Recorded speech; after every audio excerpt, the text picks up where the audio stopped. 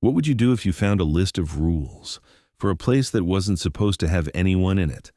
Not abandoned, not broken, just closed. That's the part that got to me. The library wasn't some forgotten building. It was open every day, full of people, perfectly normal. Students studying, laptops humming, pages turning. It was safe, predictable, boring even, and yet someone had written rules for being inside it after closing time. I wasn't supposed to see them. It started with a deadline. I had 3 days left to submit my dissertation, and I was nowhere close to finishing. My apartment was too noisy, cafes were worse, and my phone had basically become my worst enemy. The only place I could actually focus was the university library. So when they announced it would be closing early for maintenance, I felt that tight, sinking panic you get when time runs out faster than you expected. I stayed anyway, not out in the open. I wasn't that stupid. I waited. Around 8:45 p.m., the staff started clearing people out. You could feel the shift immediately, chairs scraping, bags zipping, quiet conversations wrapping up. I kept my head down, pretending to work, just another student who hadn't noticed the time. At 8:57, I moved, not toward the exit, toward the back. There's a narrow aisle behind the archival shelves. Hardly anyone goes there. The lighting's bad, the space is cramped, and it feels like you're not really supposed to be there in the first place. Perfect hiding spot. I slipped in between the shelves, pressing myself into the shadows, trying to control my breathing. Footsteps passed somewhere nearby. A voice called out, checking rows. I didn't move. Then everything went quiet. Not gradually, instantly. At exactly 9 p.m., the lights dimmed. They didn't turn off completely. Just dropped low enough that everything felt different. Like the building itself had changed its mind about letting people stay. I waited a few minutes before stepping out. The library looked the same, but it didn't feel the same. The silence was heavier, like it had weight. The rows of desks looked too neat, too still. Even the shadows felt wrong, longer than they should have been, stretching across the floor in ways I couldn't quite track. I told myself I was overthinking it. I went back to my usual desk, sat down, opened my laptop, and forced myself to focus. After a while, it worked. Words started coming, slowly at first, then faster. I got pulled into it, into the rhythm, into that narrow tunnel where nothing exists except what you're working on. And then I noticed the paper. It was just there, right next to my laptop. I stared at it for a second, trying to remember if I'd left something there earlier, but I knew I hadn't. I hadn't brought any loose sheets. I hadn't even stood up since I came back. And I definitely hadn't heard anyone come in. Still, there it was.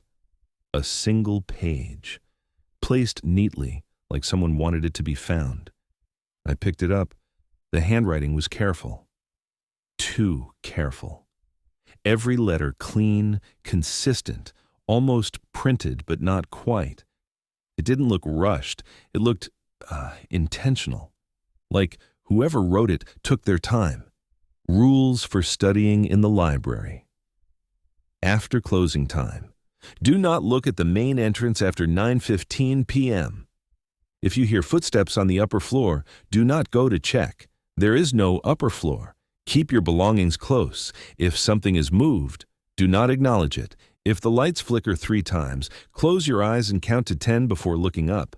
Do not respond if someone calls your name, even if the voice sounds familiar.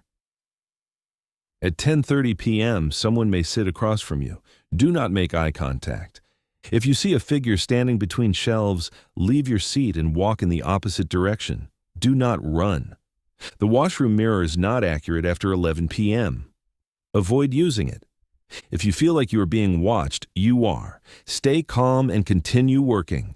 Leave before 12 a.m. Do not stay longer, no matter what happens. I actually laughed, quiet but real. It had to be a prank. Some student messing around. Maybe they'd hidden somewhere, waiting to see if I'd freak out. It wasn't even that clever. There is no upper floor. Everyone knew the building layout. Still, something about it didn't sit right, not what it said. When I found it, I looked around, empty, Completely empty. No footsteps, no movement, just the low electrical hum and that strange, heavy silence pressing in from all sides. So who put it there? I set the paper down and shook my head. "Nice try," I muttered, mostly to myself.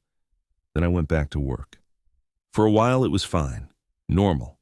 I got back into it, typing, thinking, rewriting. Time blurred the way it does when you're focused. Then the lights flickered. Once, I stopped typing. Twice. My fingers hovered over the keyboard. 3 times. My chest tightened before I could stop it. For a second, I didn't move at all. Then, slowly, I turned my head toward the paper. Rule 4. I exhaled through my nose, trying to steady myself. "This is stupid," I said, barely louder than a whisper. But I didn't move. The lights stopped flickering. Everything went still again. Nothing else happened. I sat there, waiting, listening, trying to catch something, anything, that would prove this was just a coincidence. Silence. I let out a breath I didn't realize I'd been holding. "See?" I said quietly. Nothing. Still, I closed my eyes, just in case. 1, 2, 3. I felt ridiculous counting under my breath, like I was playing along with something I didn't even believe in. 8, 9, 10. I opened my eyes. Everything looked exactly the same. But the feeling didn't go away. That low, quiet unease. The kind that doesn't spike into panic, just settles in your chest and refuses to leave. That's when I noticed the time. 9:14 p.m. I frowned. There was no way that little time had passed. It felt longer, at least half an hour, maybe more. I'd written too much for it to be just minutes. I leaned back slightly, my gaze drifting across the room without really thinking about it. Toward the front, toward the main entrance. I froze. My eyes snapped back to the paper. Rule 1. Do not look at the main entrance after 9:15 p.m. My heartbeat picked up again, louder this time, harder to ignore. I stared at the clock on my laptop. 9:15 p.m. It changed silently, no sound, just the numbers shifting. And suddenly, the silence in the library felt different, not empty, occupied. Like something had been waiting for that exact moment. I didn't look up again, not toward the entrance, not anywhere except my screen. But the thought stayed there, sharp and persistent. What if I had looked? What if I'd been just a second slower? The worst part wasn't the rules. It was the feeling that they weren't there to scare me. They were there because someone had already made the mistakes I was about to make, and I had no idea which one I'd already broken. I told myself the easiest way to deal with it was to ignore the rules completely. Not the situation, not the fact that I was alone in a closed building with something clearly wrong about it, just the rules. If it was a prank, reacting would only make it worse, and if it wasn't, then panicking definitely wouldn't help.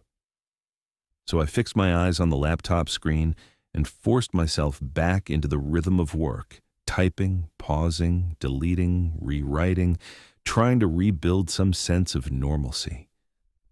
The silence pressed in from all sides. During the day, the library had layers of sound, pages flipping, distant whispers, the occasional cough, but now it was stripped down to almost nothing, just the faint hum of electricity overhead and the subtle creaks of the building settling into itself. It should have felt peaceful, but it didn't. It felt like something was missing, and at the same time, like something had taken its place. I tried not to look around too much, but my focus kept slipping. Every time my eyes drifted, something felt slightly wrong. Not enough to explain, not enough to point at directly, but enough that my brain refused to settle. After a while, I noticed something that made my chest tighten. My bag was no longer hanging on the back of my chair. It was on the floor, right beside my foot. I froze, staring down at it, trying to remember if I had moved it. I ran through the last few minutes in my head, searching for any memory of reaching down, of adjusting it, of doing anything at all that would explain it being there. There was nothing. just a blank stretch of time filled with typing and that quiet, constant unease. Slowly, I leaned my gaze closer. The zipper was half open. I was certain I had closed it. That was when the rule came back to me. Keep your belongings close. If something is moved, do not acknowledge it. I stayed still, my mind scrambling for something logical, something ordinary that could explain it. Maybe it slipped. Maybe I hadn't noticed. Maybe I was more distracted than I thought. But the rule wasn't asking me to understand it. It was telling me to ignore it. That realization settled heavily in my chest. Without breaking the rhythm of what I was doing, I shifted my foot slightly until it rested against the bag. I didn't pick it up. I didn't check inside. I didn't even look at it for more than a second longer. I just kept it there, like I was pretending nothing had changed. My hands returned to the keyboard, and I continued typing, even though I couldn't remember what I had been trying to say. Time passed, or at least it felt like it did. It was hard to tell. The minutes didn't move the way they should have. Sometimes they stretched too long, sometimes they disappeared entirely. I would glance at the clock and feel like no time had passed at all, and then look again and realize I had lost 10 minutes without noticing. It made it difficult to trust anything, even something as simple as how long I had been sitting there. Then I heard it. A faint sound, distant at first, almost easy to miss. A soft, rhythmic tapping. I stopped typing and listened more carefully. It came again, slow and measured. Tap. A pause. Then another. It wasn't random. It had a pattern, almost like footsteps, but lighter, less solid. It was coming from above me. My stomach dropped instantly. There was no upper floor. I knew that as well as anyone. The building layout was simple, and there was nothing above this level except ceiling and ducts.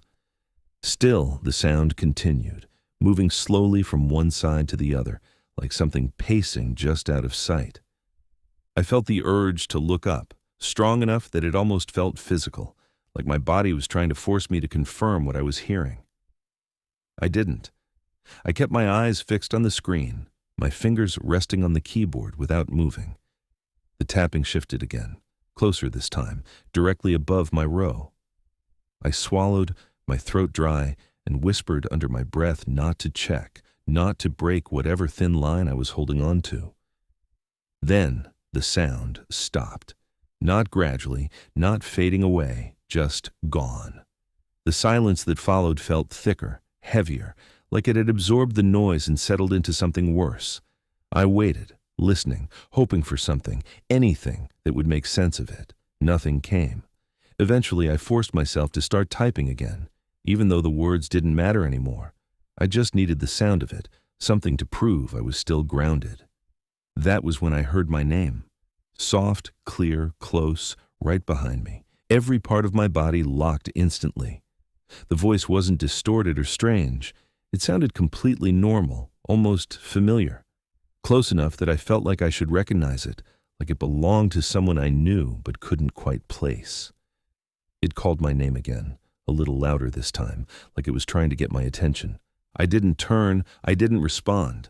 My heartbeat pounded in my ears, loud enough to drown out everything else. The rule echoed in my head. Do not respond if someone calls your name, even if the voice sounds familiar. I kept my eyes on the screen, forcing myself to stay still, to breathe evenly, to act like I hadn't heard anything at all. The voice came again, closer this time, right beside my ear. It sounded confused now, almost irritated, asking why I was ignoring it. For a split second, instinct nearly took over. Every part of me wanted to turn, to answer, to break the tension in the most natural way possible. I didn't. I stayed frozen, gripping the edge of the desk just enough to keep myself anchored. The chair behind me creaked softly, like someone had shifted their weight. The air near my shoulder felt colder, heavier, as if something was standing there, close enough to reach out but choosing not to. The voice spoke again, quieter now, disappointed. Then, just as suddenly as it had started, it stopped. No footsteps, no movement, just silence. I didn't move for a long time. My hands rested on the keyboard, unmoving, while my mind struggled to process what had just happened. Slowly, I let out a breath, my body stiff, tense, unwilling to relax. I didn't turn around. I didn't check, because I already knew what the rule implied. If I looked, something would be there, and I wasn't ready to see it. Eventually, I forced myself to keep working, but the sense of control I had earlier was gone. Every second felt fragile, like it could collapse if I made the wrong decision. When I finally looked at the time again, my stomach dropped. It was 10:28 p.m. I didn't need to read the paper again to remember the next rule. At 10:30 p.m., someone may sit across from you. Do not make eye contact. I stared at the numbers on the screen, watching them change, feeling the air in front of me grow heavier with each passing second. The chair across from me was empty. I knew it was. I hadn't seen anyone approach, hadn't heard a single sound. And yet, something felt wrong. 10:29 p.m. The space in front of me felt occupied, like something invisible had settled there, waiting. I kept my eyes locked on the screen, barely blinking, afraid that even a small movement might break whatever thin protection the rules were giving me. 10:30 p.m. The chair across from me creaked. It was a small sound, almost gentle, like someone sitting down carefully. My breath caught in my throat. Every instinct screamed at me to look up, to confirm what I already knew was happening. I didn't. I kept my gaze fixed on the screen, forcing myself not to react. But the reflection betrayed me. Faint, distorted along the edge of the laptop screen, I saw something. A shape where there shouldn't have been one. Something sitting across from me, perfectly still, facing me. I couldn't make out details, just a presence, something that didn't belong. I forced my eyes back to the center of the screen, refusing to let them drift even slightly. The rule wasn't just about looking.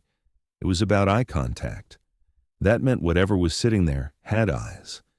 That thought settled heavily in my mind, impossible to ignore. I could feel it watching me now, not just existing, not just present, but focused, directed entirely at me. Minutes stretched painfully, each one heavier than the last. Then the chair shifted again, a small adjustment, like whoever was sitting there had leaned forward. The reflection changed, just enough to make my chest tighten. It was closer now, nearer to the edge of the desk, nearer to me. I clenched my jaw, staring at the screen, refusing to move, refusing to acknowledge it in any way. Then I heard it, a soft, quiet sound. A breath, not mine. Something was sitting across from me, leaning in, close enough that if I lifted my eyes even slightly, I would see its face. I don't know how long I sat there without moving, staring at the screen while something breathed softly across from me. Time had already stopped behaving normally, but now it felt completely irrelevant.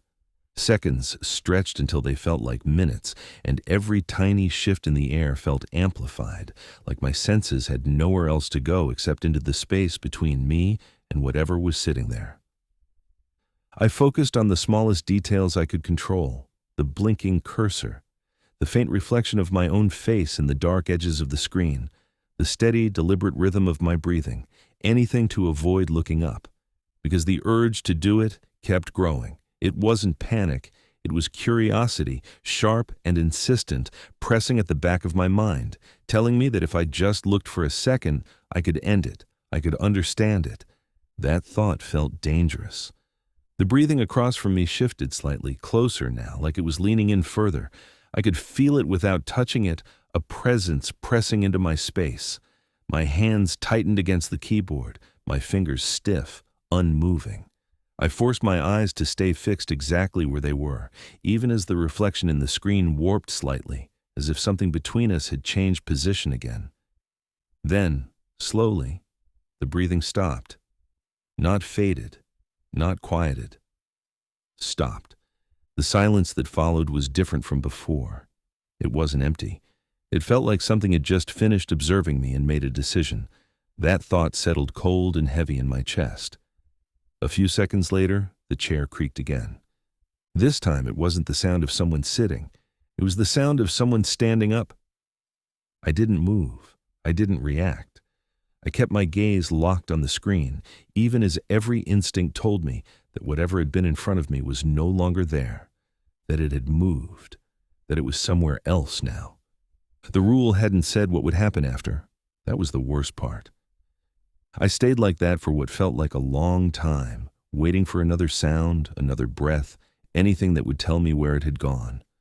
Nothing came. Just that same heavy silence, pressing in from all directions.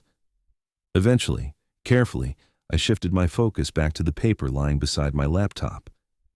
I didn't pick it up this time. I just looked at it from the corner of my eye, rereading the next rules in my head. If you see a figure standing between shelves, leave your seat and walk in the opposite direction immediately. Do not run. The washroom mirror is not accurate after 11 p.m. Avoid using it. If you feel like you are being watched, you are. Stay calm and continue working. Leave before 12 a.m. Do not stay longer no matter what happens. I swallowed, my throat dry, and slowly returned my attention to the screen. I didn't want to think about the rules anymore. I just wanted time to pass. I just needed to make it to midnight and leave. That felt simple enough. It wasn't. At some point, I became aware of the feeling again, that quiet, creeping sensation of being watched. It wasn't sudden. It built slowly, settling into my awareness like something slipping into place. At first, I tried to ignore it, telling myself it was just leftover tension from everything that had already happened. But the longer it stayed, the stronger it became. It wasn't coming from one direction, it was everywhere, behind me, between the shelves. Somewhere just outside my peripheral vision. I kept typing, even though the words didn't make sense anymore. My screen filled with sentences I wasn't reading, paragraphs I wouldn't remember. I just needed to keep moving, to follow the rule, to act like nothing was wrong. Because something was. I could feel it. Then I saw it. Not directly. Just a shift in the distance, between the shelves, a shape that didn't belong. My breath caught, but I didn't let myself react fully. I didn't turn my head. I didn't focus on it. I just let my eyes flick past it for the briefest second, enough to register that something was there. Standing, still, watching. My pulse spiked, but I forced myself to stay seated for one more second, making sure I understood what I had seen. The rule was clear. If you see a figure standing between shelves, leave your seat and walk in the opposite direction immediately. Do not run. Slowly, carefully, I pushed my chair back. The sound felt too loud in the silence. I stood up, keeping my movements controlled, deliberate. Every instinct screamed at me to move faster, to get away, to put as much distance between me and that thing as possible. I didn't run. I turned in the opposite direction of where I had seen it and started walking. Each step felt heavy, deliberate, like I was forcing my body to move against its own instincts. I kept my eyes forward, refusing to look back, refusing to check if it was still there or if it had moved. But I could feel it, following, not close enough to touch, but close enough that I knew if I stopped, it wouldn't. The aisles stretched longer than they should have. Rows of shelves seemed to extend further than I remembered, the layout subtly wrong in a way I couldn't explain. The lights above flickered faintly, casting shifting shadows that made it hard to tell where one row ended and the next began. I kept walking, step after step, slow, controlled, don't run. The feeling behind me stayed constant, never getting closer, never falling behind, just there, matching me, watching. Eventually, the shelves opened up into the main area again. My desk was visible in the distance, exactly where I had left it. Everything looked normal again, unchanged, like nothing had happened at all. I stopped. Carefully, I let myself breathe. The feeling behind me faded slightly. Not gone, just further away. I didn't look back. I walked back to my desk and sat down, my movements slower now, heavier. My hands felt unsteady as I placed them on the keyboard again. The clock on my laptop read 11:07 p.m. I hadn't noticed how much time had passed. My throat tightened as I remembered the next rule. The washroom mirror is not accurate after 11 p.m. Avoid using it. I hadn't even thought about the washroom until now, but the idea of it suddenly felt wrong, like there was something there waiting if I made the mistake of going. So I stayed. I didn't move from my seat again. The silence returned, heavier than before, filled with that same invisible pressure. I could still feel it watching me, even if I couldn't see it anymore. The sense of being observed had settled into something constant, something I couldn't escape no matter where I looked. Time crawled forward. Every minute felt like something I had to survive. 11:20, 11:34, 11:47. Each number came slower than the last. And then, something changed. At first, I didn't understand what it was. Just a subtle shift in the air. A faint sound, like something opening. My stomach dropped as I realized what it was. The main entrance. I hadn't heard it all night. It had been silent, closed, untouched. Now it was moving, very slowly. I kept my eyes locked on the screen, my entire body going rigid. The rule echoed in my mind. Do not look at the main entrance after 9:15 p.m. I had followed that rule. I hadn't looked, but now it didn't matter, because I could hear it.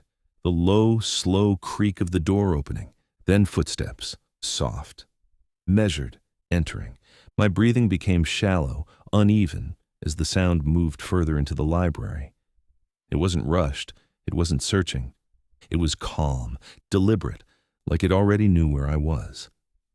I stared at the screen, refusing to move, even as the footsteps grew closer.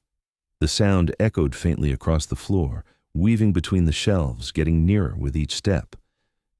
I didn't need to see it to know. Whatever had been following the rules with me wasn't alone. The footsteps stopped somewhere behind me. Not too close, just within reach. The air shifted again, colder now, heavier than anything I had felt before. My hands trembled slightly against the keyboard as I tried to stay still, to stay quiet, to survive the last few minutes. Then, very softly, right behind me, my name. Again.